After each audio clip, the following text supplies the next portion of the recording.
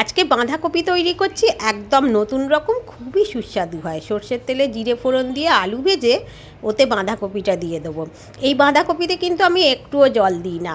দেখুন কীরকম করে করি। নুন হলুদ দিয়ে একটু নেড়ে নেবো, কড়াইশুঁটি দিয়ে দিয়েছি, দিয়ে ভালো করে এটা নেড়ে গ্যাসটা আস্তে করে ঢাকা দিয়ে রেখে দেবো। এখন মশলায় তৈরি করছি টমেটো, আদা, জিরে, কাঁচা লঙ্কা পেস্ট করে নিয়েছি। ঢাকা খুলে এই মশলাটা দিয়ে দেবো।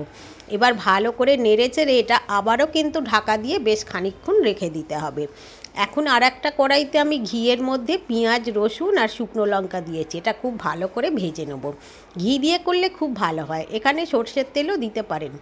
তো এবার ভাজা পেঁয়াজ রসুনটা দিয়ে দিলাম, দিয়ে ভালো করে মিশিয়ে নেব বাঁধাকপির সাথে। এখন ভালো করে মিশিয়ে নিচ্ছি।